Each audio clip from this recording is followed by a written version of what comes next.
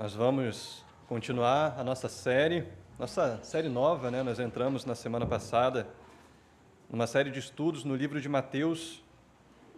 A partir de então, a nossa escola bíblica vai se debruçar sobre o livro, sobre o Evangelho de Mateus.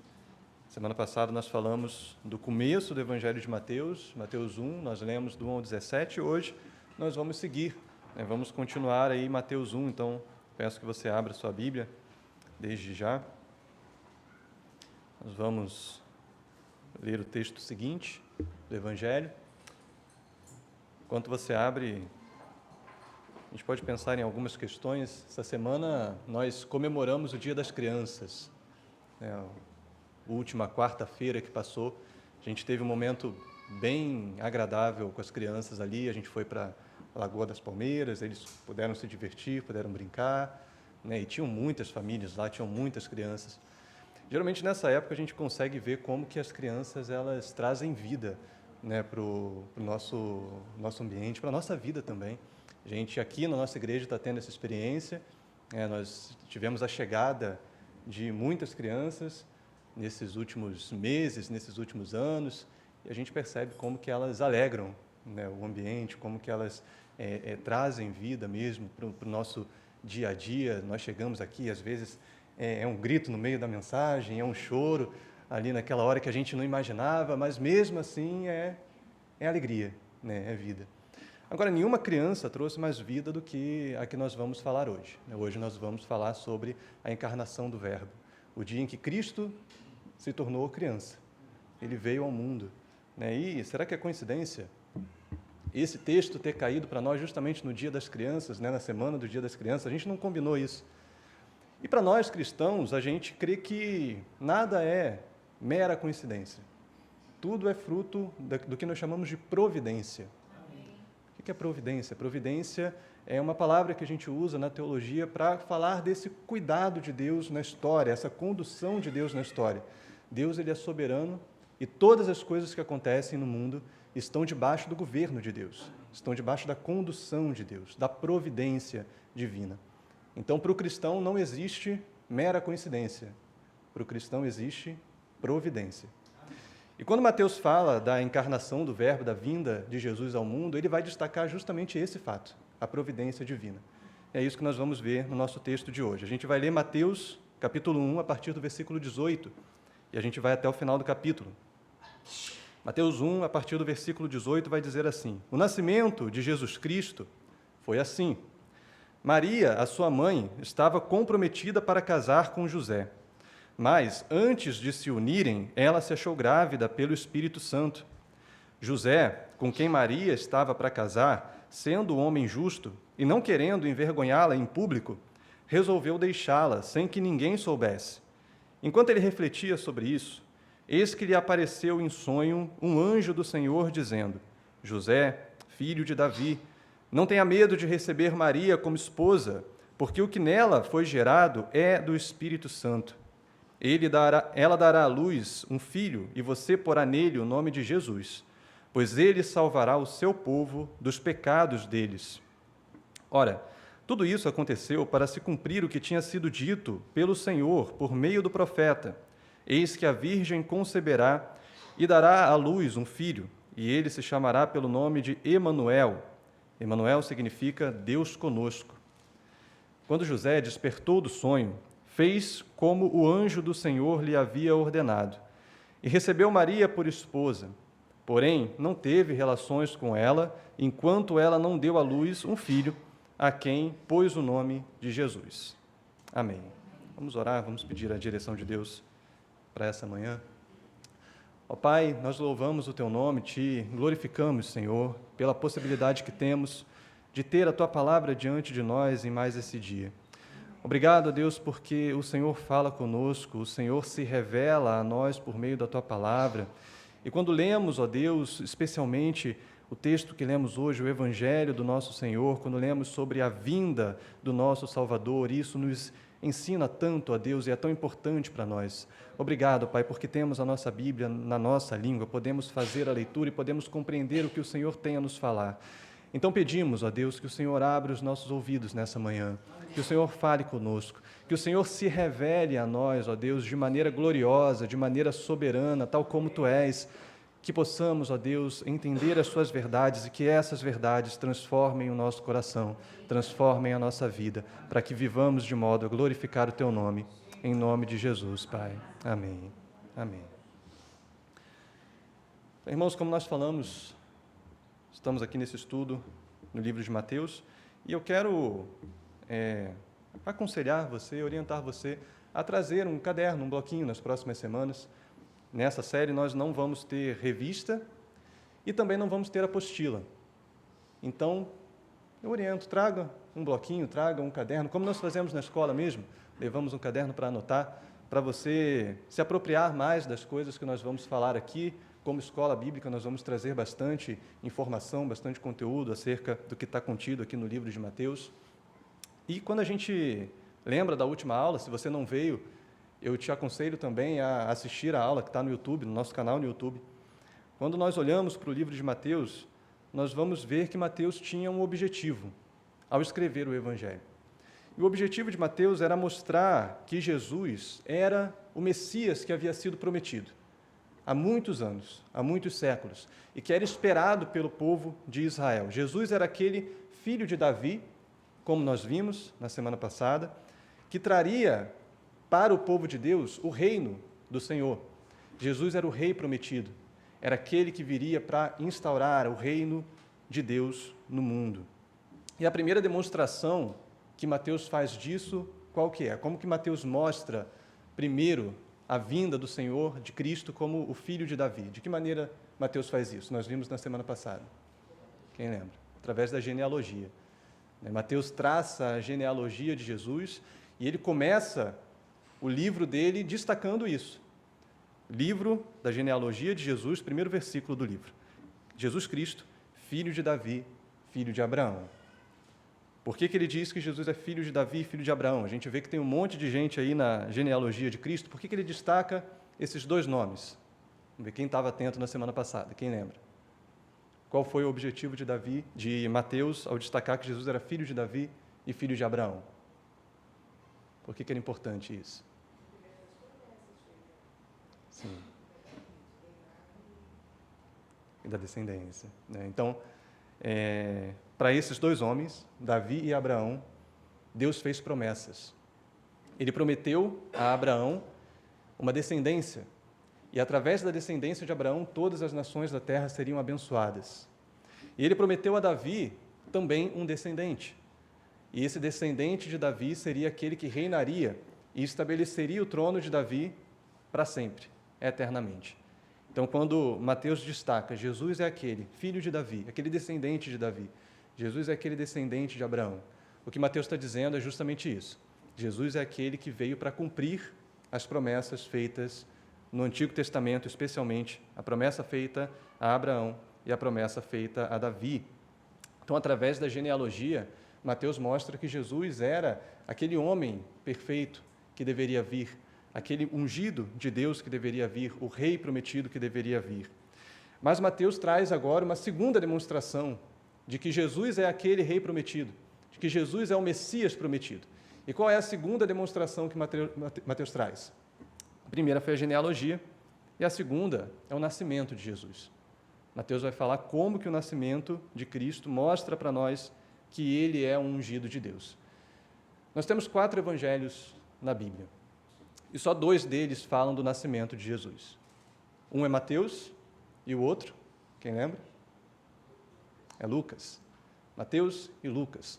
Somente esses 2 evangelistas falam do nascimento, da concepção de Maria e do nascimento de Jesus. Em Lucas, a gente vai ver no capítulo 1, do versículo 26 ao 38, e depois no capítulo 2, do primeiro versículo em diante. E se você ler os 2 relatos do nascimento de Jesus, em Mateus e em Lucas, você vai perceber que Lucas ele é mais detalhista. Lucas ele se aprofunda mais nos fatos, nos detalhes do que aconteceu ali na narrativa do nascimento. Por que Lucas faz isso? Porque o objetivo de Lucas era diferente do objetivo de Mateus.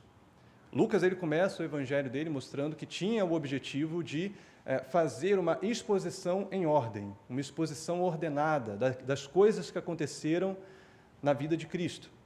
Então, ele, como um historiador, faz uma investigação apurada, aprofundada, organiza os fatos e escreve o livro para um homem chamado Teófilo, de modo a esclarecer detalhadamente e ordenadamente o que aconteceu com Cristo. O objetivo de Mateus não era esse. O objetivo de Mateus era diferente. Como nós falamos aqui, o objetivo de Mateus era demonstrar como que Jesus era o Messias prometido. Por isso, Mateus não se prende a tantos detalhes. Mateus ele vai falar aquilo que é necessário para que nós compreendamos que Jesus é aquele que haveria de vir. Então, os objetivos dos evangelhos são diferentes e, por isso, também a gente relembra o que falamos na semana passada. Essa é a razão de nós termos 4 evangelhos. A gente chega, lê, faz a nossa leitura anual e chega aqui no Novo Testamento, parece que a gente está repetindo, nesse começo. A gente lê Mateus, depois a gente lê Marcos e tem ali mais ou menos as mesmas histórias, algumas histórias parecidas, depois a gente lê Lucas e repete algumas histórias, e a gente pode ser levado a pensar, por que Deus não fez as coisas de modo a pegar esses 4 evangelhos e condensar em um só, junta as informações que tem em todos eles? Por que Deus não fez isso? Justamente porque os evangelhos, eles não são só uma história contada, não é a narração de uma história sobre Jesus. Os evangelhos, cada um deles, tem um propósito, tem um objetivo. Cada evangelho vai mostrar Jesus de uma maneira, vai dar ênfase em um aspecto da vida de Jesus, mesmo contando os mesmos fatos, narrando os mesmos acontecimentos. Então, Mateus, nós vimos, vai trazer Jesus como o rei, vai enfatizar esse aspecto da vida de Cristo. Se nós lermos Marcos, nós vamos ver Jesus enfatizado ali como servo, aquele que veio cumprir o seu ministério perfeitamente, veio servir ao Pai, e também Marcos mostra ali a forma como Jesus veio servir aos seus filhos, especialmente naquela imagem clássica de Jesus lavando os pés dos discípulos. Em Lucas, a gente vai ver Jesus como o homem perfeito, o Filho do homem, que veio também cumprir as promessas do Senhor, e em João nós vamos ver Jesus como o Filho de Deus, a divindade encarnada, aquele que estava no princípio com Deus, aquele que era antes de todas as coisas e se fez carne e tabernaculou entre nós. Então, cada evangelho tem um propósito de existir. Cada evangelho tem um objetivo, cada evangelho enfatiza Jesus de uma maneira. Quando nós voltamos, então, para o evangelho de Mateus, nós vamos ver que ele enfatiza Jesus como rei, e agora ele vai fazer isso pela narrativa do nascimento. A gente começa lendo essa narrativa de Mateus, no versículo 18, dizendo: o nascimento de Jesus Cristo foi assim. Aqui a gente tem uma ponte com o versículo 16, que nós lemos na genealogia. Ele termina a genealogia dizendo: Jacó gerou José, marido de Maria, da qual nasceu Cristo, que se chama Cristo, Jesus, que se chama Cristo. Então ele começa a narrar. Como que foi esse nascimento? Como que isso aconteceu? Jesus nasceu de Maria, Jesus chamado Cristo. Como foi esse nascimento? E o fato de Mateus colocar a narrativa do nascimento aqui mostra que esse nascimento não foi um nascimento comum, não foi algo que pudesse passar desapercebido. Ora, Jesus nasceu da maneira natural, então, se fosse assim, não precisaria entrar aqui essa narrativa. O que Mateus mostra é que, assim como na genealogia de Jesus houve algo extraordinário, houve algo sobrenatural, algo que merecia a nossa atenção, agora também no nascimento de Jesus existiu algo extraordinário. O nascimento de Jesus foi sobrenatural, não foi algo comum, assim como também não foi comum a genealogia. E aqui o texto vai dizer que Maria, ele vai continuar dizendo, o nascimento de Jesus Cristo foi assim: Maria, a sua mãe, estava comprometida para casar com José. O que isso significa? Esse texto aqui, a Nova Almeida, a nossa versão, ela esclarece bem. Em outras versões isso fica um pouco mais difícil de entender, mas aqui a gente tem bem claro para nós. Ela estava comprometida a casar com José. Por que que estava acontecendo aqui na vida de Maria e José? O casamento judaico, ele acontecia em 3 partes, em 3 etapas, basicamente. Primeiro, havia ali a etapa do comprometimento. Eles faziam, em outros textos nós vamos ler, um contrato de que um dia se casariam, uma promessa de que um dia se casariam. Isso seria mais ou menos o que hoje a gente tem na nossa cultura como noivado. Só que era algo muito mais sério do que o noivado. Porque esse período de compromisso para casar, de comprometimento para que um dia se casassem, já contava como uma aliança. Diante do povo, diante dos homens, aquele compromisso de que eles iriam casar já trazia todo o peso de um casamento, ainda que eles não fossem casados de fato, ainda que eles não fossem casados na prática. Então, se eles tinham feito aquele compromisso e em algum momento eles desistiam, não queriam mais casar, o que eles precisavam fazer era um processo formal de divórcio. Era considerado como se fosse mesmo uma aliança. Eles precisariam ir diante de testemunhas e diluir aquele compromisso que eles tinham feito. Oficialmente, legalmente, precisavam de um divórcio. Se havia ali, se uma das duas partes se relacionasse com outra pessoa nesse meio tempo, isso era considerado adultério. E eles recebiam a penalidade de adultério. A gente vai enxergar isso já há muito tempo na história de Israel. Se você voltar lá em Deuteronômio, a gente pode encontrar esse texto, um texto falando a respeito disso. Deuteronômio 20, se você for rápido, pode abrir aí, Deuteronômio 20. No versículo 7, antes do povo entrar na terra prometida, Moisés fala assim a respeito de convocar os homens para a guerra. Deuteronômio 20, no versículo 7, ele vai dizer: existe aqui entre nós algum homem que contratou o casamento com uma mulher e ainda não a recebeu como esposa? Vá, volte para casa, para que não morra na batalha e outro homem a receba como esposa. Ou seja, aqui já em Deuteronômio, ele está falando dessa prática, desse costume, ali entre o povo de Deus, de um noivado, de um contrato de casamento, de um comprometimento de casamento, que só viria a ser concluído depois de um tempo. Assim acontecia também no tempo de José e de Maria, o que é bem diferente de hoje em dia, né, irmãos? Esse compromisso hoje é muito mais diluído, né? Os sociólogos falam que nós vivemos em tempos líquidos, as alianças não são assim tão mais importantes como eram antigamente. Esse processo de compromisso, de noivado, já não é levado tão a sério. Às vezes nem o casamento é levado tão a sério. Quando nós vemos aqui essas 3 etapas do casamento judeu, nós tínhamos o compromisso, tínhamos também depois a cerimônia e, por fim, a consumação, que era a conjunção carnal, a união sexual dos dois, né, do casal. Hoje em dia isso está tudo bagunçado, misturado. Não existe mais aliança, não existe mais compromisso. Às vezes a união sexual acontece antes do casamento, às vezes antes mesmo de um relacionamento do noivado. Às vezes a pessoa nem se casa, só se junta, vai morar junto, né? E ali seguem uma vida a dois, mas sem aliança, sem compromisso. Quando nós vemos aqui o povo de Deus que era orientado, guiado pela lei do Senhor, nós percebemos que o padrão de Deus é muito diferente. Deus dá valor à aliança, Deus dá valor ao compromisso. E por isso que no povo de Deus, já esse noivado era um compromisso real, era um compromisso sério, que tinha implicações sérias para aqueles que entravam nesse momento, nesse compromisso a dois. Os judeus eram orientados, então, dessa maneira. Maria e José estavam nesse processo, um processo de noivado. Já haviam se comprometido para se casar um com o outro, mas ainda não estavam casados. Cada um morava ainda na sua... O que Deus faz?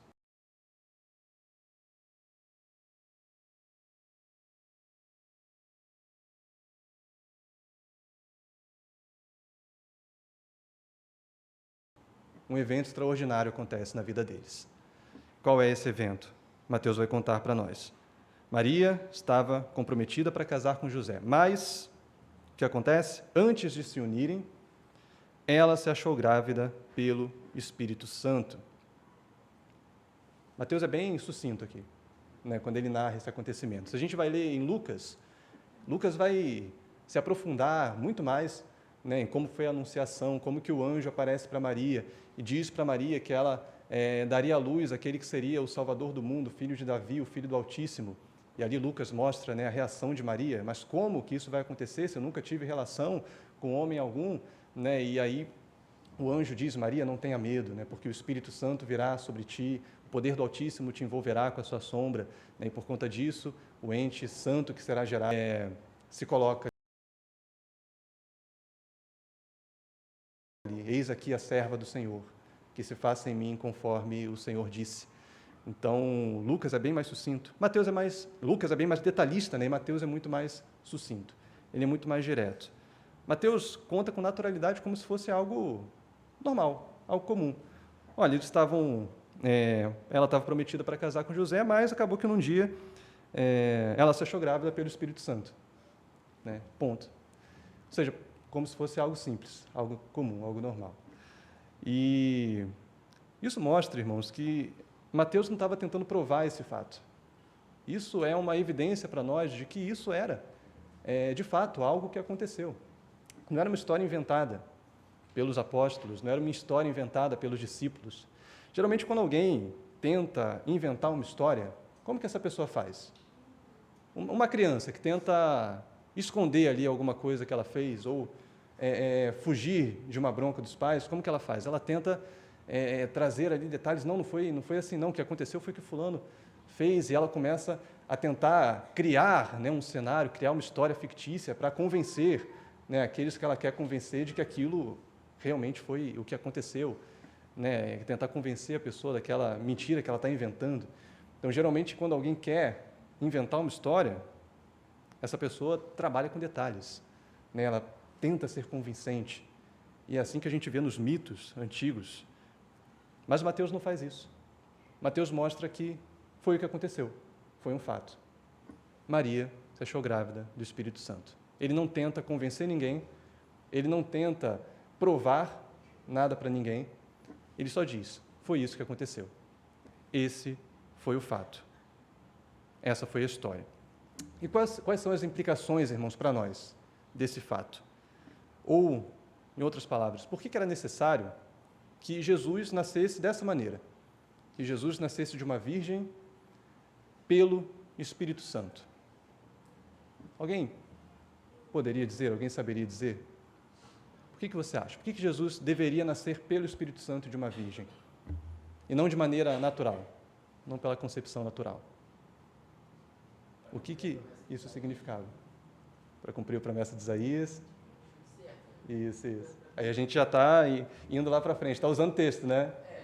Está lá no versículo 22. Isso aconteceu para se cumprir o que tinha sido dito pelo Senhor. Exatamente. Sim. Mas também tem a ver com o fato de que ele não precisava vir assumir a forma humana, mas sem herdar a natureza pecaminosa. Sim, exatamente. Seria transmitido numa relação sexual normal. Isso. Então, numa relação sexual normal, né, se Jesus fosse ali filho de uma mulher com um homem, né, humanos, ele teria transmitido para si o pecado original de Adão. Ele carregaria essa condenação do pecado em si e ele não conseguiria viver sem pecado nesse mundo, que era necessário para que ele cumprisse o seu propósito. Se a gente ler o texto de Salmos 51, Davi, ele reflete ali sobre o pecado dele com Batseba, e ele fala algo importante para nós. No versículo 5, ele diz, eu nasci na iniquidade, e em pecado me concebeu a minha mãe. Salmo 51, versículo 5. O que isso significa para nós? Que nós, cada um de nós, quando nascemos, trazemos conosco a condenação, o peso do pecado. O pecado original de Adão é transmitido para todos os seus filhos, para cada um de nós.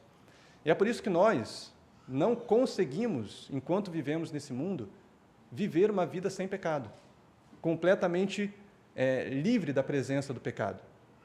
O pecado faz parte da nossa natureza humana, da nossa natureza pecaminosa. Jesus, se herdasse essa natureza plenamente humana, também traria em si esse peso do pecado. Mas qual era o propósito de Cristo? O propósito de Cristo, nós vamos falar isso mais à frente, era tomar sobre si a condenação dos nossos pecados, era pagar pelos nossos pecados.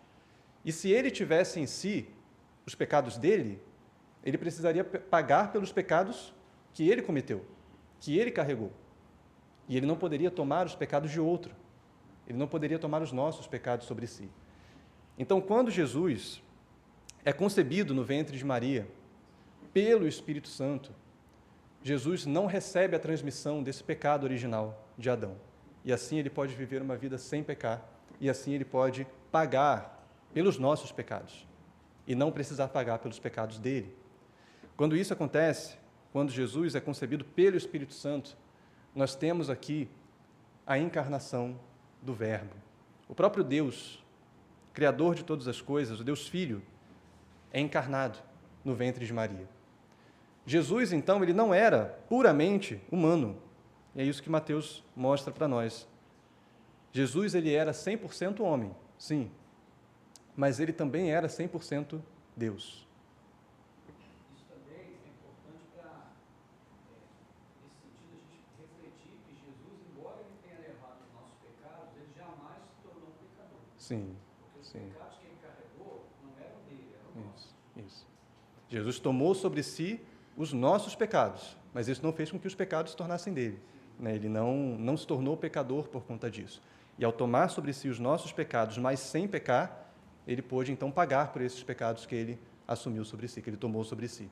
Então a nossa culpa foi paga em Cristo, quando ele toma os nossos pecados. Para Deus, as coisas são diferentes do que são para nós. Sim. Para nós, especialmente nos dias de hoje, a gente vive numa sociedade muito retórica. Né? Tudo é discurso. Sim. Mas na prática a gente sabe que é diferente do discurso. Para Deus, o importante é que o que é feito seja feito de modo legítimo, de forma real, Sim. verdadeira. Né? Então, assim como só haveria legitimidade na remissão dos nossos pecados se Cristo não fosse um pecador, Sim. assim também só há legitimidade no consolo que ele traz para nós, porque ele viveu as nossas dores, as Sim. nossas aflições, ele passou o que nós passamos aqui nesse mundo. Apesar de não ter pecado, ele foi tentado em todas as coisas, né? É o que o livro de Hebreus fala para nós. E tendo sido tentado em todas as coisas, ele pode se compadecer de nós, nas nossas tentações. Então a gente recebe também da parte de Cristo consolo, né? A gente recebe da parte de Cristo a força necessária para continuar vivendo na luta constante que o crente vive contra o pecado enquanto estivermos aqui nesse mundo. Então era necessário que fosse legítimo, né, esse sacrifício de Cristo e essa tentação de Cristo. Por isso, de fato, ele vem ao mundo como sendo homem, 100% homem. Por quê? Para se fazer como um de nós e para poder se oferecer como sacrifício, ser tentado em todas as coisas e se oferecer como sacrifício. Mas Jesus também precisava ser 100% Deus, para poder suportar o peso do pecado da humanidade na cruz. Somente Deus poderia suportar esse peso, somente Deus poderia andar sem pecado nesse mundo e então receber sobre si os nossos pecados, os pecados do seu povo. Então Jesus era 100% homem e era 100% Deus. Isso na teologia a gente chama de união hipostática de Cristo. 100% homem, 100% Deus. Ele não era 50% homem e 50% Deus, como a gente poderia imaginar em alguns momentos. Às vezes a gente está lendo ali os evangelhos e a gente tem essa sensação, né, de que Cristo é meio homem e meio Deus. E aí tem horas que a gente lê alguns relatos no evangelho e a gente é levado a pensar assim, não, aqui era o lado humano de Jesus falando. Aqui Jesus estava sendo mais homem do que Deus. Então, naquela hora ali que ele entra no templo e ele vira as mesas dos cambistas, aquela hora ali Jesus estava sendo mais homem, né? Jesus não estava sendo muito Deus naquela hora, não. Naquela hora que Jesus chora, não, ali era Jesus sendo homem, né? Jesus não estava sendo Deus. E em outros momentos a gente fala, não, naquela hora ali que Jesus anda sobre as águas, ali ele já não estava sendo tão homem, não, ali ele estava sendo Deus. Então a gente tem essa sensação de que Jesus ora é homem, ora é Deus, é 50% homem, 50% Deus. Mas não é isso que a Bíblia mostra. Jesus ele é plenamente humano e plenamente divino em todo o tempo. Tudo que Jesus fez aqui nesse mundo, tudo que ele faz é como homem e Deus ao mesmo tempo. 100% homem e 100% Deus. A gente também não poderia imaginar que Jesus é 90% homem e 10% Deus. Já houveram algumas heresias assim que dizem que Jesus era um homem comum, que ali na hora do batismo, Deus ele permitiu que Jesus fosse um pouco divino.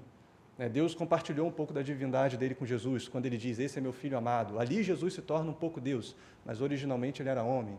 Outros vão dizer que Jesus era mais Deus do que homem, Jesus era Deus e ele tomou aparência humana. Houve uma heresia chamada gnosticismo, que falava isso, que Jesus tinha uma aparência humana, era o docetismo, uma linha dessa heresia do gnosticismo, mostrando que Jesus era mais Deus do que homem, mas não. A Bíblia diz para nós que Jesus era plenamente homem e plenamente Deus.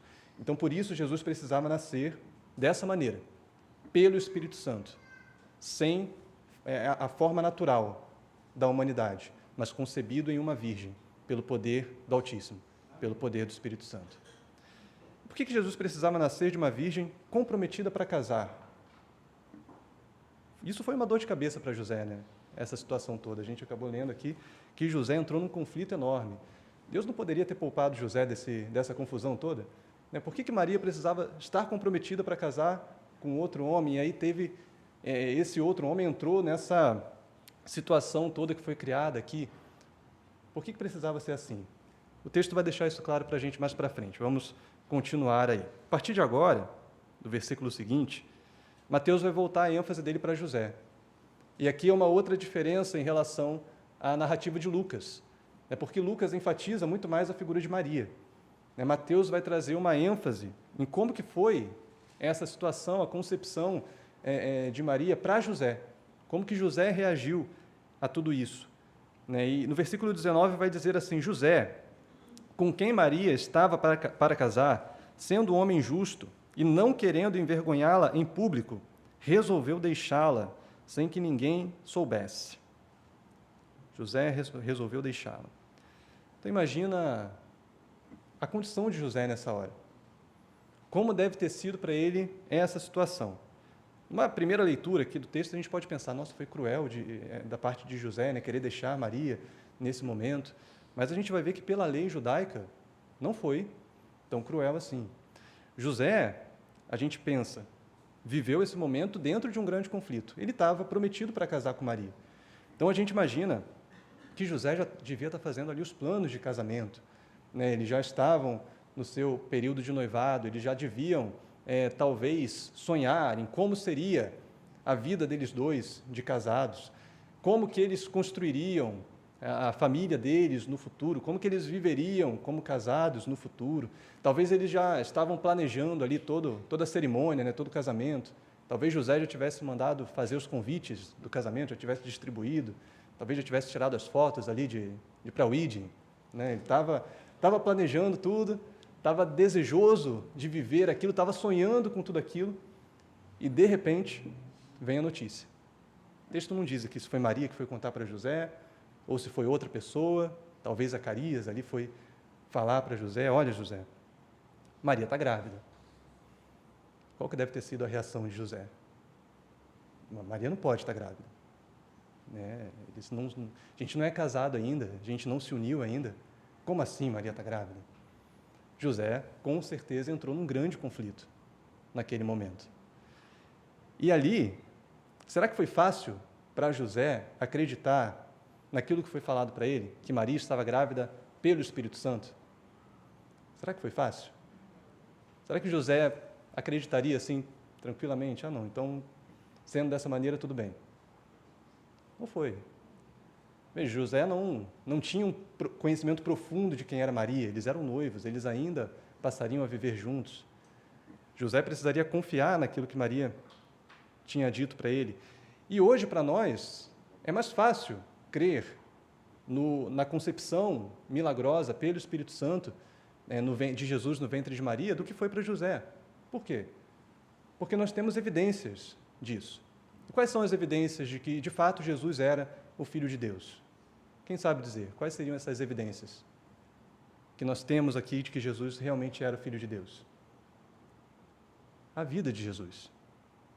A vida de Jesus vai mostrar para nós que ele, de fato, era quem ele dizia que era. Jesus viveu, de fato, sem pecado. Jesus cresceu, de fato, em graça e em conhecimento, como Lucas vai dizer, mesmo sem ter um estudo formal. Jesus operava ali milagres poderosos, expulsava demônios. Jesus foi à cruz e ressuscitou ao terceiro dia. Então, hoje, nós temos todas essas informações, nós podemos dizer, como os discípulos disseram, como muitos disseram ali durante o ministério de Jesus, não, verdadeiramente, esse é o Filho de Deus. Como o soldado romano disse aos pés da cruz, verdadeiramente, esse é o Filho de Deus. Então, as evidências iam mostrando que Jesus era, de fato, o Filho de Deus. Se Jesus nascesse, crescesse, se tornasse, talvez, um adolescente rebelde, um adolescente ali que desobedecia seus pais, que vivia uma vida de devassidão, Isso seria questionado. Mas ele não é o Filho de Deus? Mas não foi assim. Jesus, de fato, viveu uma vida santa. Jesus, de fato, operou milagrosamente curas. Jesus ressuscitou mortos, expulsou demônios. Ele próprio ressuscitou ao terceiro dia. Então, nós temos essas evidências, essa convicção de que ele era quem ele dizia que era. José não tinha essas informações. José só tinha informação: Maria está grávida pelo Espírito Santo. Ou seja, para ele seria muito mais difícil acreditar nisso. Acreditar que o que aconteceu não foi uma traição de Maria. Que, de fato, o Espírito Santo veio sobre ela, até porque isso nunca tinha acontecido na história.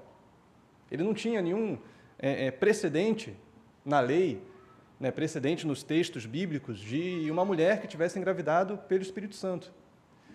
Aconteceu, sim, diversas vezes de concepções milagrosas, de mulheres que eram estéreis, ou Sara e Abraão, Sara já em idade avançada, Abraão também, vieram a engravidar.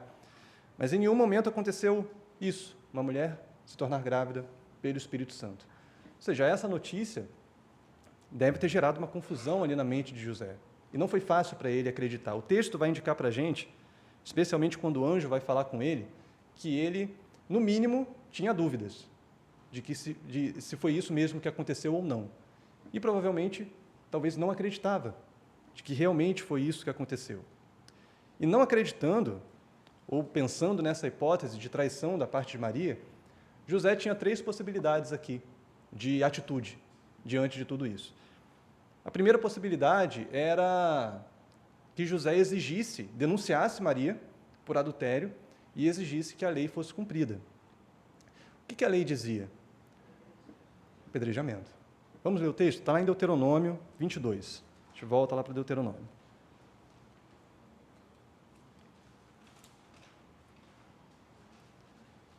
Deuteronômio 22.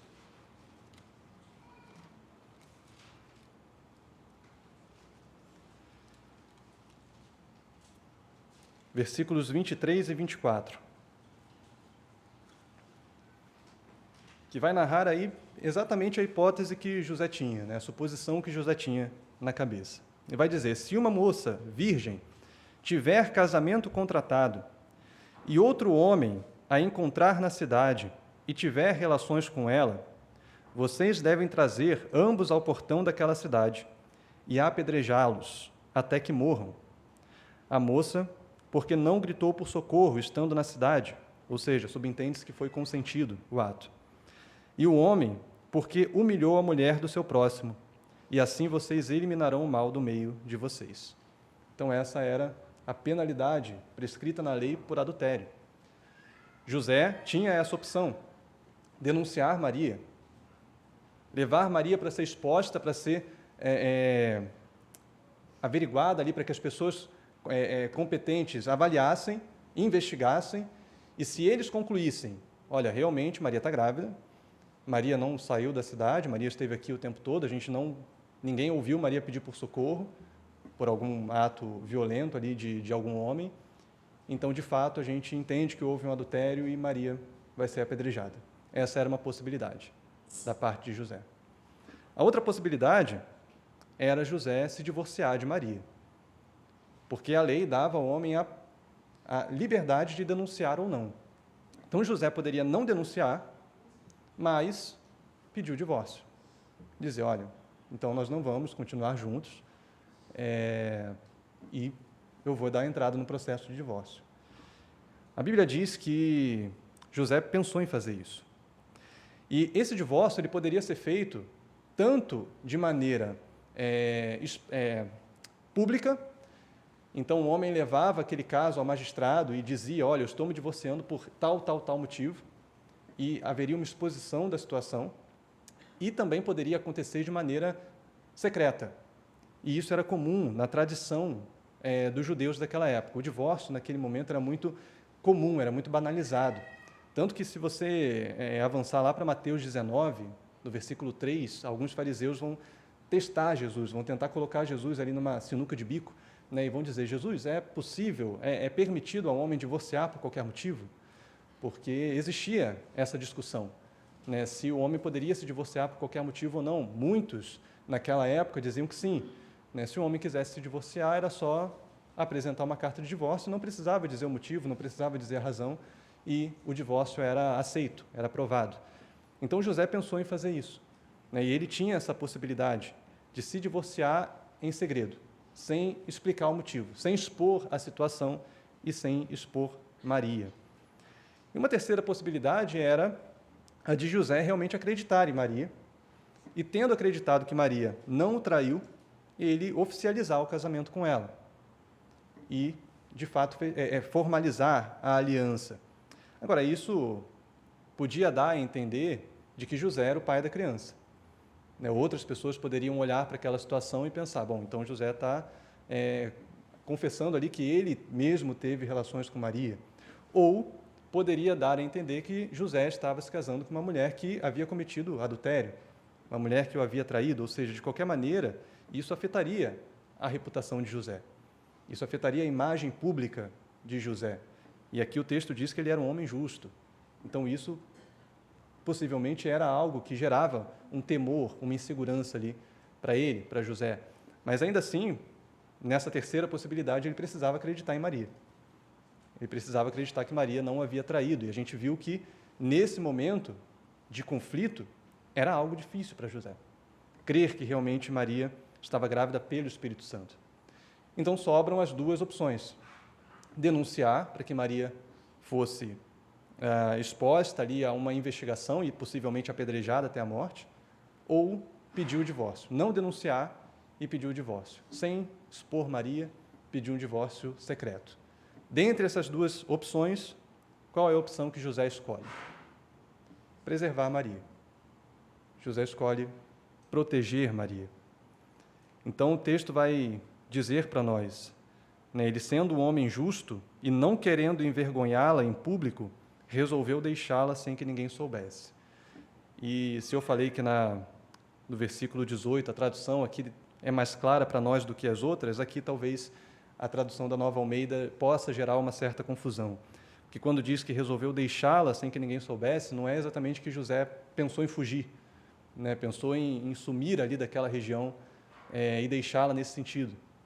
Outras traduções vão ser mais claras e dizer que ele queria dissolver o casamento, ele queria terminar ali aquela união, desfazer aquela aliança. Ele queria se divorciar de Maria, de maneira secreta, sem expor a situação. E por que ele queria fazer isso? Por ser misericordioso com Maria e não expô-la, e não subjugá-la ao risco de ser apedrejada, de ser condenada, inclusive até a morte, ou, se não condenada, de ser exposta como uma mulher adúltera. Então José buscou preservar Maria. Isso é o que significava ele ser um homem justo aqui no texto. Não era exatamente um homem justo no sentido de cumprir rigorosamente a lei, mas um homem justo no sentido de ser misericordioso, de ser compassivo. Ele pensou ali nas consequências daquilo tudo para Maria e escolheu preservar Maria, preservar a imagem dela e até mesmo a vida dela. E aqui mesmo, nesse momento de conflito, a gente tem, irmãos, um exemplo de masculinidade bíblica. É o que a Bíblia mostra que um homem deve ser. Hoje em dia a gente vê esses movimentos de masculinidade bíblica e, apesar de receberem esse nome, o que esses movimentos dizem? Que o homem não pode aceitar qualquer coisa, que o homem tem que defender os seus direitos, tem que levantar o dedo, tem que bater na mesa, tem que ser machão, tem que ser, né, tem que mostrar que manda. Será que é isso que a Bíblia diz? Não é isso que a Bíblia diz. O exemplo de masculinidade bíblica é de um homem compassivo, de um homem misericordioso, um homem que se sacrifica, que se doa pela sua esposa, por aqueles que Deus colocou na sua vida.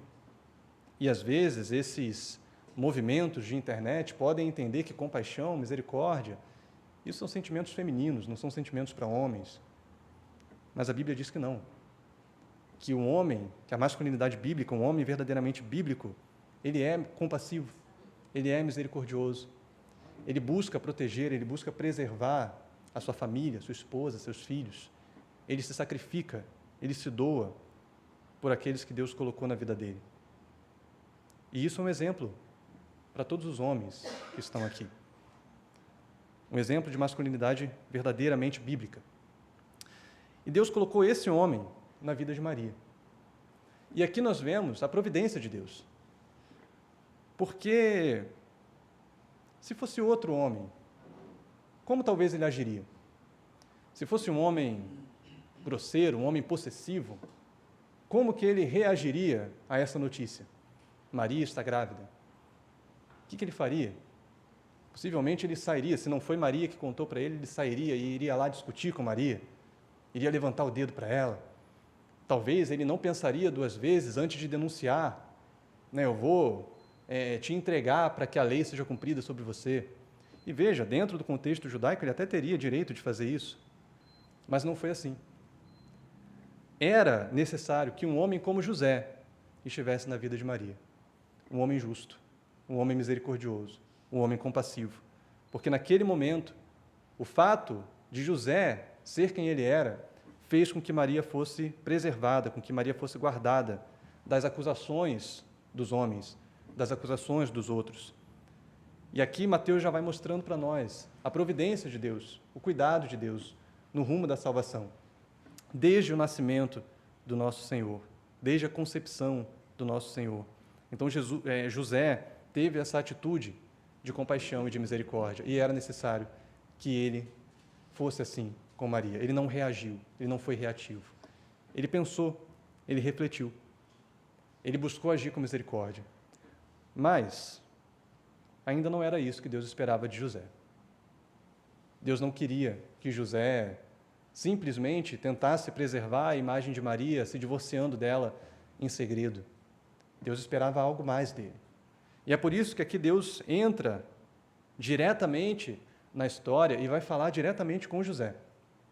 E é o que nós vamos ver aí no versículo 20, que vai dizer que enquanto ele refletia sobre isso, eis que lhe apareceu em sonho um anjo do Senhor. Então veja, José ele já tinha resolvido, é o que diz no versículo 19, ele resolveu deixá-la sem que ninguém soubesse, mas ao mesmo tempo, ele estava refletindo sobre isso, ele estava pensando, talvez José ia para a cama dele, ficava ali pensando, refletindo, e durante um sonho um anjo aparece. É até curioso para nós como que José conseguia dormir numa situação dessa, mas ele refletia. E refletia sobre o quê, irmãos? A gente pode pensar, a gente pode inferir. Será o que José pensava naqueles momentos? Será que ele estava refletindo ali sobre como executar aquela decisão? Como que eu posso pedir esse divórcio sem expor tanto Maria? Será que alguém vai me questionar? Será que eu vou ter que dizer para alguém o que aconteceu? Talvez José refletia sobre como Maria ia ficar naquela situação, agora grávida, com um filho pequeno, possivelmente Maria era muito nova. José refletia. Ou talvez José refletia sobre como ele havia sonhado com aquilo tudo, como ele havia planejado aquele casamento com Maria, e agora tudo seria desfeito. Ele sonhou, ele planejou, ele desejou, e agora tudo iria por água abaixo. Nada mais do que aquilo que ele sonhou aconteceria. Aquele casamento tão sonhado havia desmoronado, havia terminado. Irmãos, existem momentos que os nossos planos são frustrados. Que aquilo que a gente sonha, aquilo que a gente deseja, aquilo que a gente almeja, é frustrado. E às vezes é frustrado por Deus. E veja, nós gostamos de sonhar. Nós precisamos sonhar, inclusive. Nós gostamos de fazer planos. Nós imaginamos como será, como nós queremos que seja aquilo que nós tanto desejamos. E nós queremos que tudo aconteça exatamente do jeito que a gente planeja. É assim que a gente espera. Não, eu quero que seja assim, desse jeito, desse jeitinho. E eu espero que aconteça exatamente desse jeito. E às vezes a gente vai orar, a gente vai buscar a Deus, não para que Deus faça a vontade dele, mas a gente vai buscar a Deus para que Deus faça as coisas exatamente como a gente planejou, como a gente esperava que fosse. E então, em algum momento, Deus vem e muda tudo. Deus frustra os nossos planos. Alguma coisa acontece fora daquilo que a gente queria, e muda tudo. Ou talvez não acontece do jeito que a gente queria e muda tudo. E quando essas coisas acontecem, nós nos sentimos frustrados. Nós choramos, ficamos mal com tudo aquilo. Às vezes achamos que não vale mais a pena planejar, sonhar. Não vale mais a pena, que tudo deu errado, que tudo desmoronou, que tudo acabou. Mas o que nós vamos ver pela palavra, irmãos, é que quando nós entregamos os nossos planos nas mãos de Deus, Provérbios diz isso, esses planos serão bem-sucedidos. Agora, eles não serão bem-sucedidos porque eles vão acontecer exatamente do jeito que a gente queria. Eles não serão bem-sucedidos porque vai sair exatamente do jeito como planejamos. Mas eles serão bem-sucedidos porque eles vão cumprir os propósitos de Deus para nós.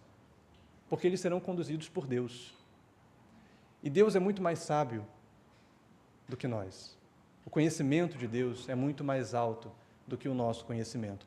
Nós achamos que os planos que nós fizemos para nós são perfeitos, são ideais, mas Deus sabe qual é o propósito que Ele tem na nossa vida. E quando nós entregamos a nossa vida a Ele, quando nós dedicamos os nossos planos a Ele, Ele conduz todas as coisas da maneira como deve ser, ainda que num primeiro momento não pareça para nós. Ainda que num primeiro momento pareça que as coisas saíram do controle, que as coisas acabaram e que agora a gente não sabe mais como vai ficar daqui para frente, como que vai ser o futuro. Era mais ou menos essa a situação que José vivia. Os planos dele tinham sido frustrados, os planos dele tinham desmoronado. Mas José não sabia que tudo isso fazia parte de um propósito maior de Deus. Que a providência de Deus estava com ele em todo momento. Que o cuidado de Deus estava na vida de José em todo momento. E é por isso que Deus vem para falar com José, para trazer clareza a José sobre o que estava acontecendo. E no versículo 20, vai continuar aí dizendo que o anjo falou para ele: José, filho de Davi, não tenha medo de receber Maria como esposa, porque o que nela foi gerado é do Espírito Santo. Ou seja, o anjo começa se referindo a José assim: José, filho de Davi. Isso não era comum naquela época. Até era comum que alguém fosse chamado pelo nome do pai, mas do pai imediato. Então, no caso de José, de acordo aí com a genealogia de Mateus, ele deveria ser chamado José, filho de Jacó, que era o pai direto de José. Mas o anjo diz: José, filho de Davi. O que o anjo estava fazendo aqui nessa hora? O anjo estava começando a mostrar para José qual que seria a missão dele. O que Deus tinha preparado para ele, no meio dessa confusão toda em que José se encontrava, ou que ele imaginava que se encontrava. A partir desse momento, o anjo faz José refletir sobre as promessas de Deus acerca do Messias. E José era um conhecedor da lei, era um homem justo. Ele sabia que o Messias deveria vir da casa de Davi. O Messias deveria ser um herdeiro de Davi, deveria ser chamado filho de Davi. E o anjo diz para José: José, você é herdeiro de Davi, você é da casa de Davi, você é filho de Davi. Então aqui o entendimento de José começa a ser esclarecido. E o anjo prossegue dizendo: não tenha medo de receber Maria como esposa. Ou seja, a gente vê qual é o sentimento que José carregava. Era medo, não era raiva, não era revolta com aquilo tudo, ele tinha medo. Como que vai ser daqui para frente? E aqui mostra também que José pensou naquela terceira opção, de receber Maria como esposa, de acreditar em tudo que Maria falou e trazê-la para si, mas ele tinha medo. E se não for verdade? E se Maria de fato me traiu? Então, eu vou me casar com uma mulher adúltera? Será que isso vai desagradar a Deus? Ou como que vai ser daqui para frente? Será que ela me trairá outras vezes?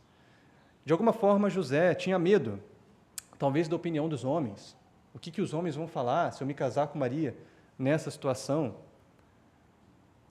E o que nós entendemos aqui é que esse medo de José tinha a fonte, tinha a base dele na dúvida sobre se o que aconteceu com Maria era verdade, o que ela dizia era verdade ou não. E por isso o anjo ele diz, não tenha medo. E o anjo confirma para ele. O anjo tira a dúvida de José e diz, o que nela foi gerado é do Espírito Santo. Ou seja, o anjo confirma, José, você pode acreditar em Maria. José, o que ela está dizendo é verdade. O que nela foi gerado é do Espírito Santo. Se você estava na dúvida, ou se você não acreditava, você pode acreditar, é real. Deus visitou Maria. O Messias está vindo no ventre da mulher que está prometida em casamento a você. O Messias está ali. O filho de Davi prometido está ali. O que nela foi gerado é do Espírito Santo. Toda dúvida que José tinha podia agora ser dissipada, porque o próprio Deus confirmava isso para ele. É fato, é verdade. Maria foi visitada pelo Espírito Santo. E em seguida, o anjo continua e vai falar sobre o futuro, sobre o que viria a acontecer.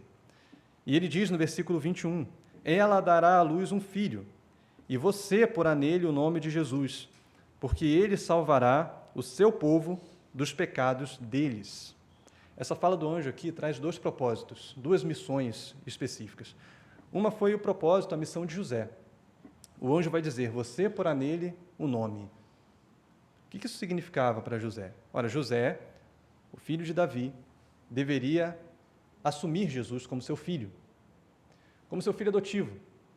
O ato de dar o nome oficializava aquela pessoa como pai da criança.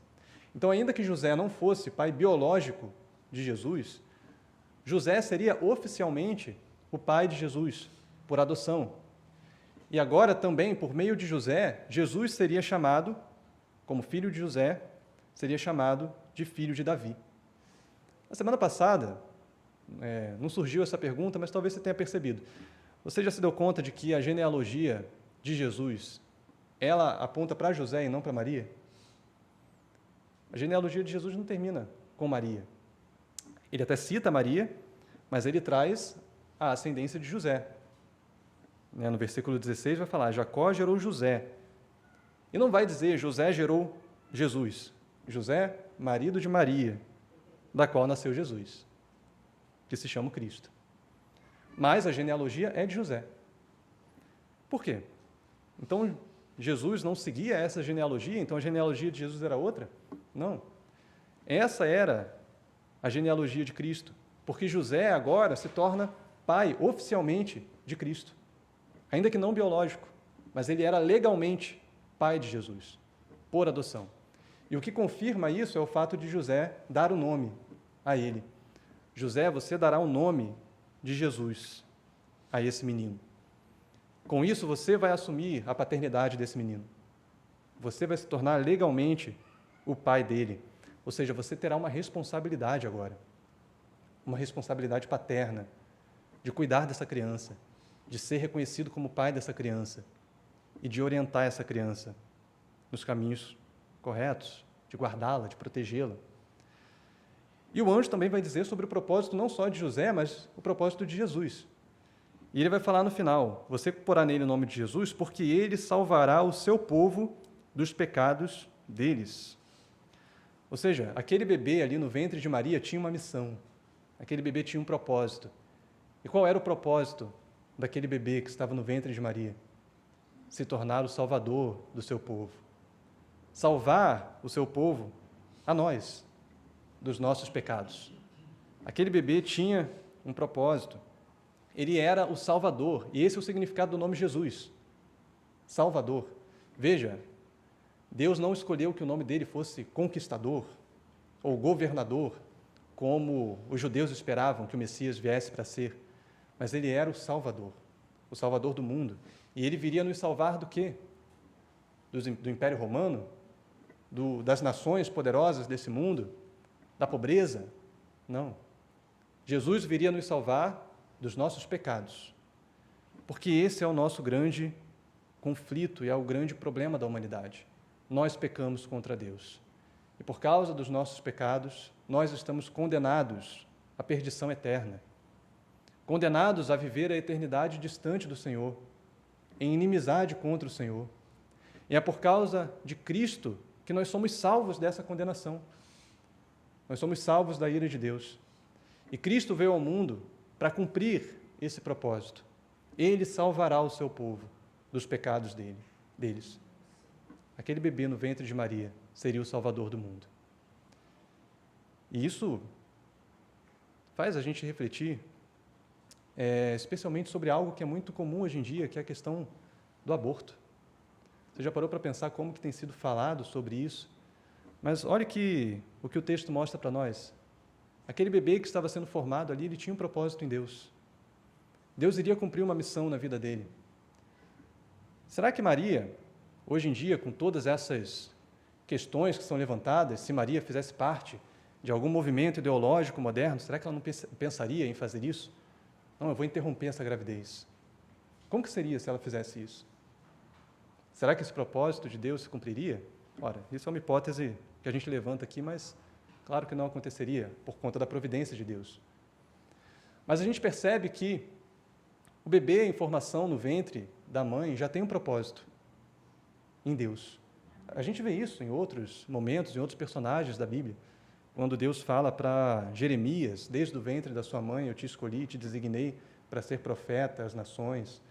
Quando o salmista diz, lá no Salmo 139, que Deus já me conhecia no ventre materno, quando os meus ossos foram formados, todos os meus dias estavam escritos no seu livro.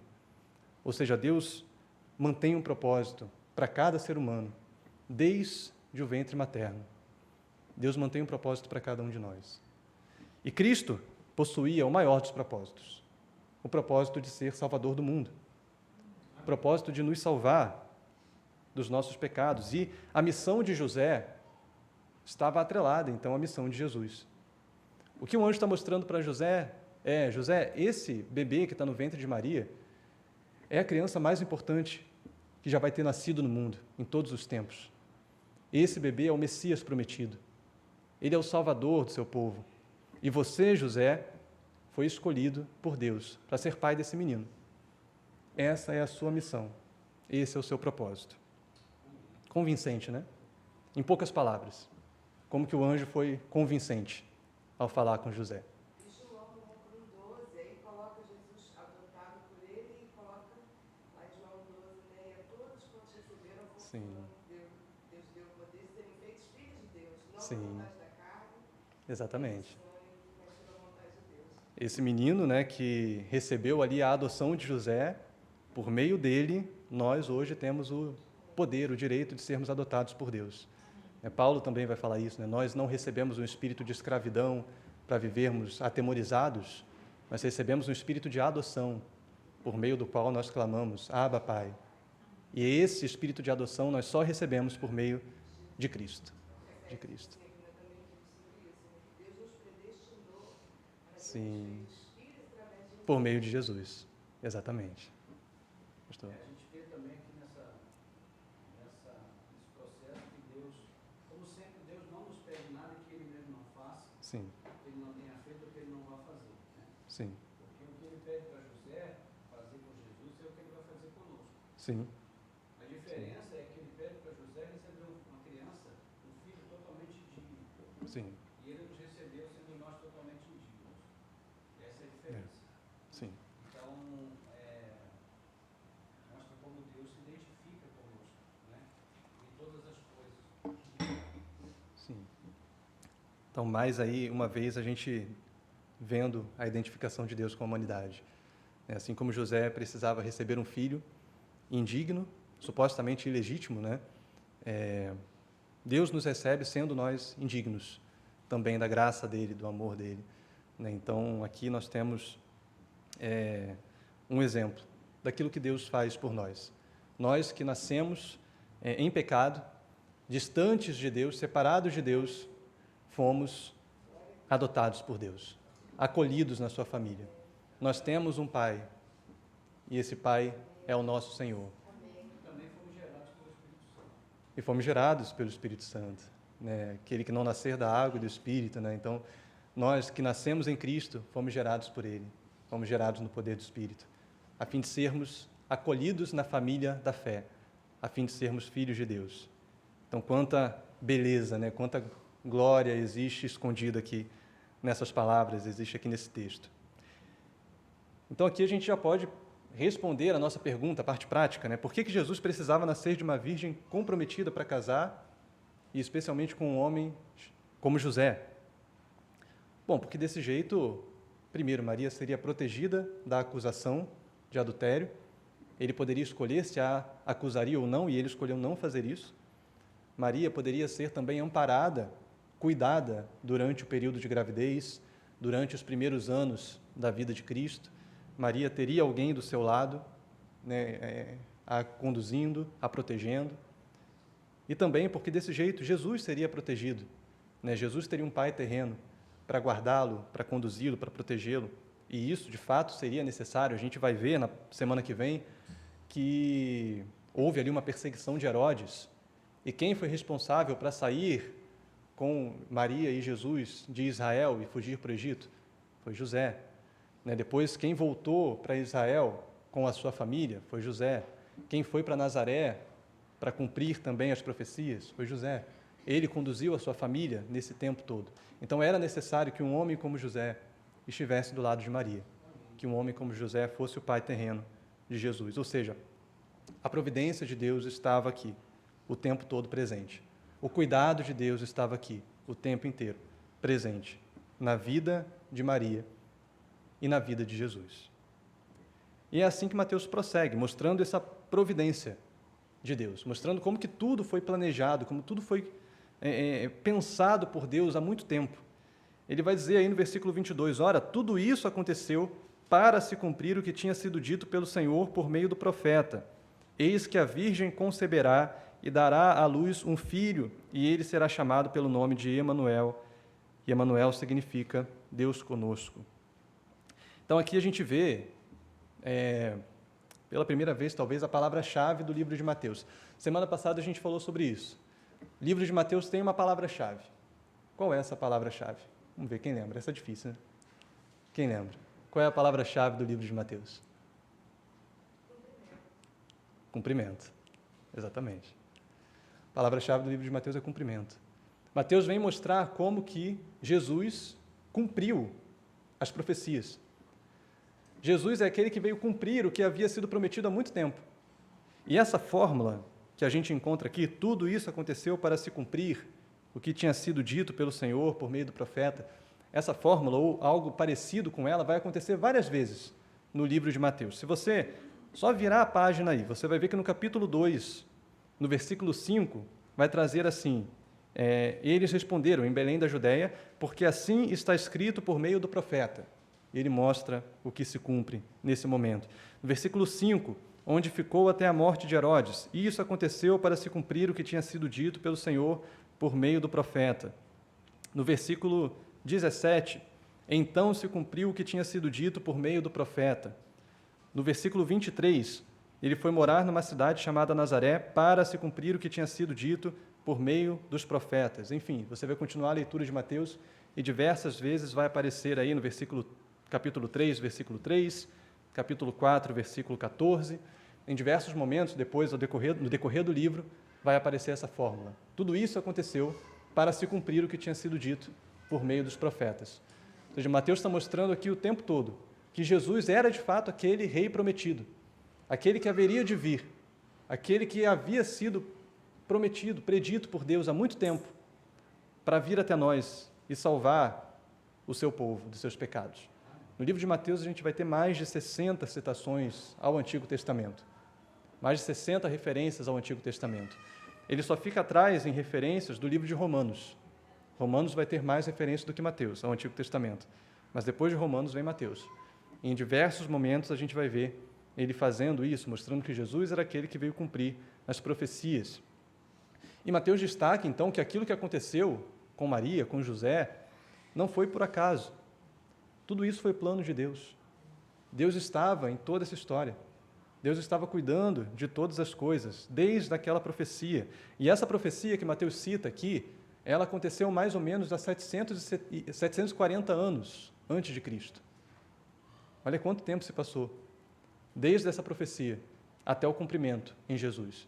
A profecia aconteceu na época do rei Acais, você vai encontrar o rei Acais aí na genealogia de Jesus, no versículo 9. Uzias gerou Jotão, Jotão gerou Acais, e Acais gerou Ezequias. O que estava acontecendo ali é que havia uma ameaça da união de dois impérios, de dois reinos, o reino de Israel do norte e o reino da Síria, contra o reino de Judá. Ou seja, o trono de Davi estava ameaçado naquele momento. E o rei Acais, em vez de buscar socorro no Senhor, foi buscar fazer alianças políticas com a Assíria. Então Deus manda Isaías para falar com ele: Acais, você não precisa ter medo. Você pode confiar no Senhor, o Senhor vai te livrar dessa guerra, o Senhor vai te salvar nesse momento. E aí Isaías diz: olha, peça ao Senhor um sinal e de que o Senhor está com você. E Acais, ele dando uma desculpa ali, com uma aparência de piedade, ele rejeita o profeta. Ele diz: não vou pedir sinal nenhum, não vou tentar a Deus. Ou seja, ele diz que não vai tentar, mas no final das contas ele está desobedecendo ao Senhor. E então Deus, ele diz: olha, ele é mais direto com Acais e vai dizer: ainda assim, eu mesmo te darei um sinal. E aí ele fala o que a gente tem aqui no versículo 23. Eis que a virgem conceberá e dará à luz um filho, e ele será chamado pelo nome Emanuel. A profecia vai continuar dizendo que, depois de alguns anos, antes que o menino chegasse na fase adulta, aquele reino seria liberto, e de fato existe um cumprimento de parte da profecia no tempo de Acais, mas parte da profecia não se cumpre, porque a gente não tem nenhum relato de alguma virgem naquela época que tenha concebido e dado à luz um filho.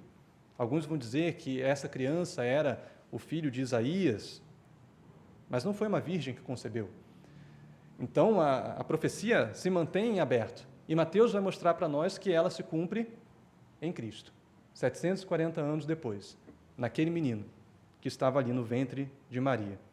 E Mateus vai destacar esse termo, Emanuel, e vai fazer um comentário, que é um comentário bíblico. Emanuel significa Deus conosco. Deus conosco. Vamos lá, se você pegar essa mesma mensagem de Isaías, Sim. você vai ver que essa é a mesma mensagem que está presente aqui.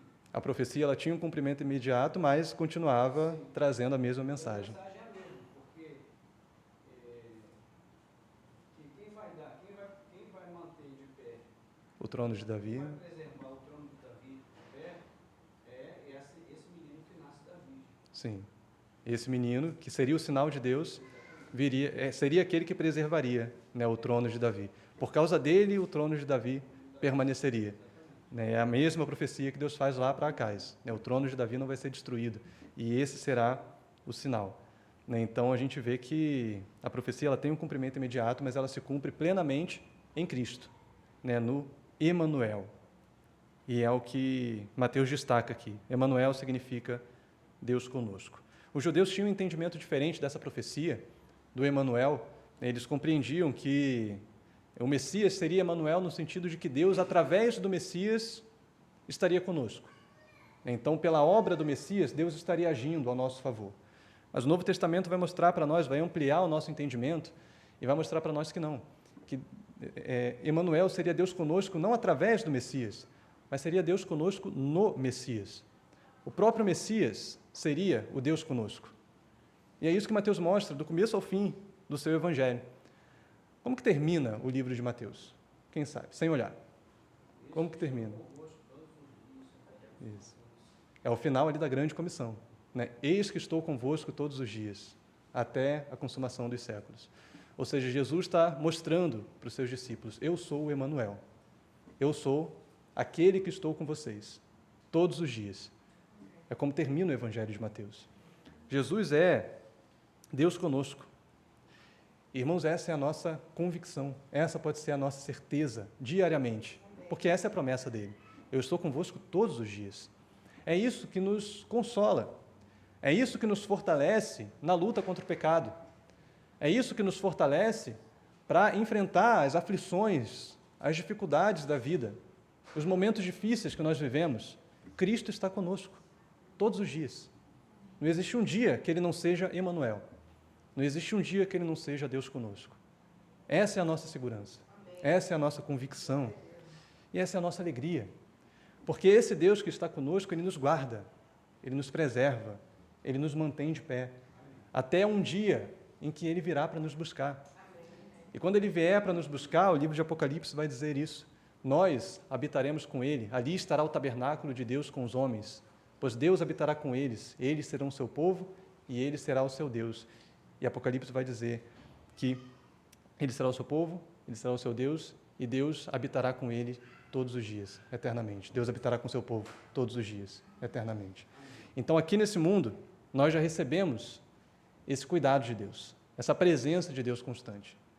E vivemos com Ele, guardados por Ele, até o dia em que estaremos com Ele na glória eterna, livres do pecado, que hoje ainda nos assola, que hoje ainda nos tenta todos os dias. Ali nós seremos perfeitamente e completamente livres da presença do pecado. Aqueles que estão em Cristo, o Salvador do seu povo, já recebe a salvação da condenação do pecado. Hoje já não existe nenhuma condenação sobre nós. Já não existe nenhuma culpa sobre nós. É o que Paulo vai dizer em Romanos 8, nenhuma condenação existe para aqueles que estão em Cristo Jesus. Nós estamos sendo livres, libertos do poder do pecado através da santificação. Nós vamos crescendo em santidade, Cristo vai operando a santificação em nós e, por fim, nós seremos plenamente livres da presença do pecado quando estivermos com Ele na glória eterna. Irmãos, nenhuma notícia é melhor para nós do que essa. Nenhuma notícia é superior a essa. Deus se fez carne e habitou entre nós.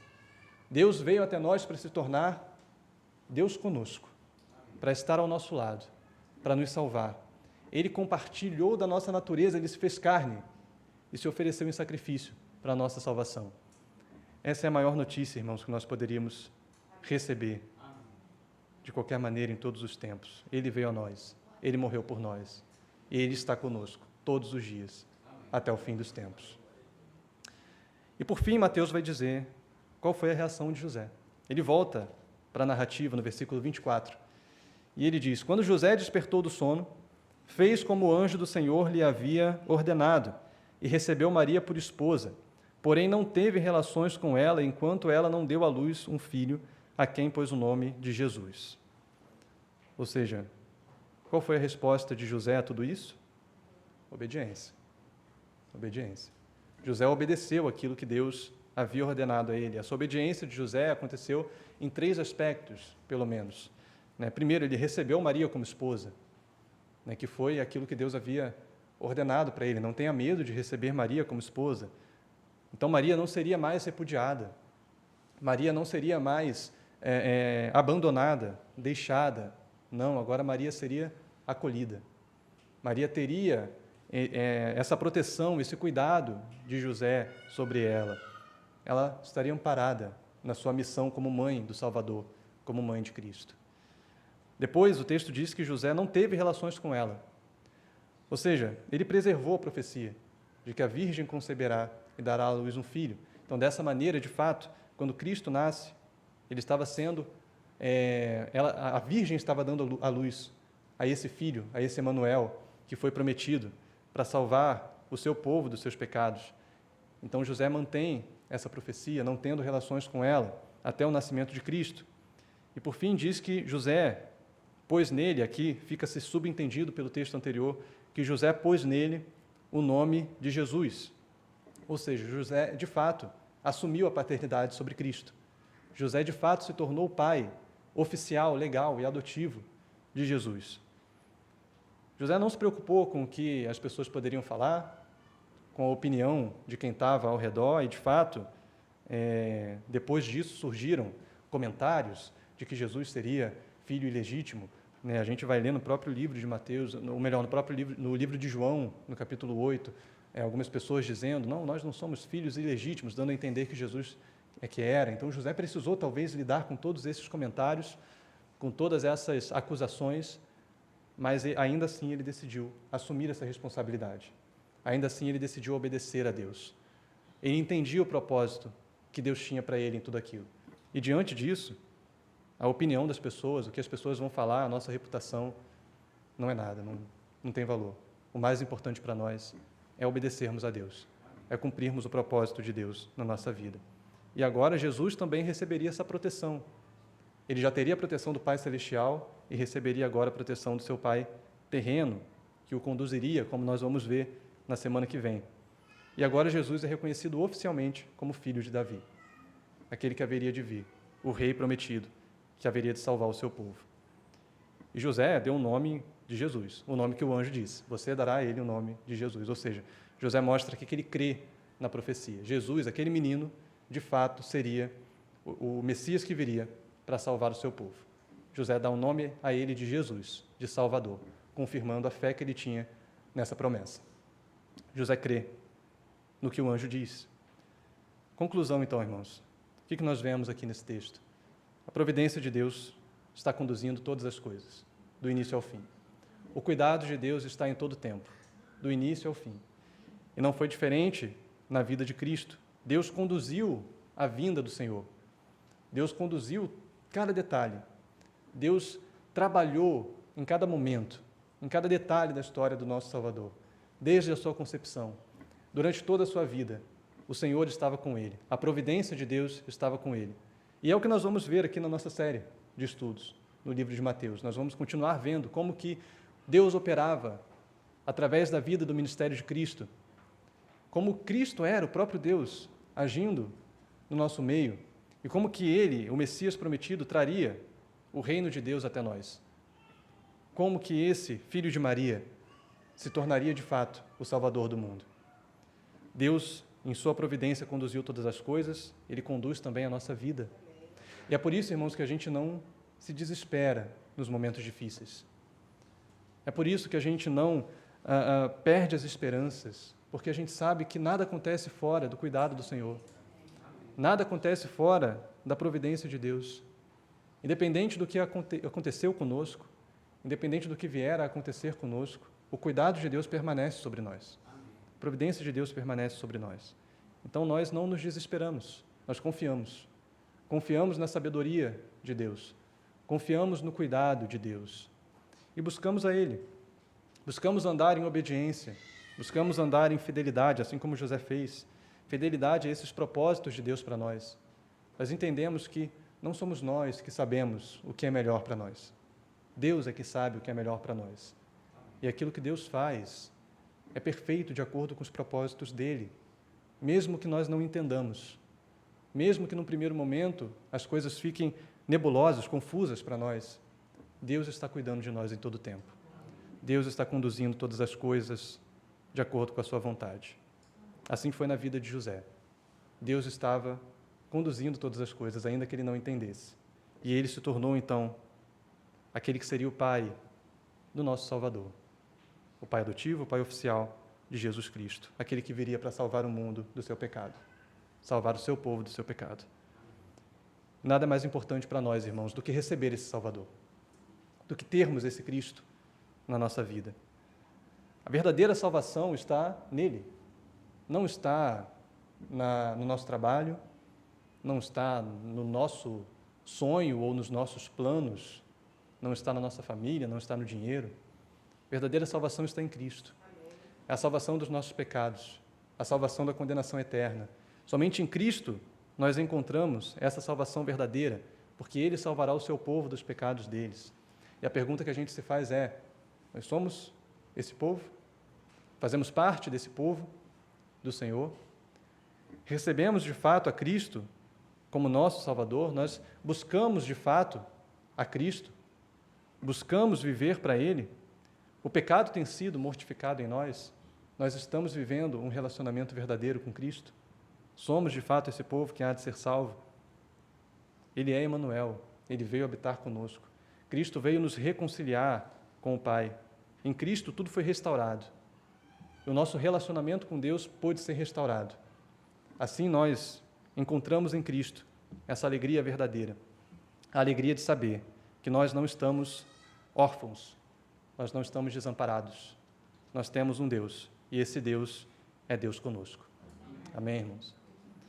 Amém. Ficou alguma dúvida? Algum comentário? Não? Assim, o que a gente fica pensando é na obediência desse homem, que Sim. se deu todo, né, e saiu de cena. Sim. O foco era Cristo, é tudo por Ele, para Ele. Isso. E Ele obedeceu, né? E às vezes a gente se sente, né, no natural,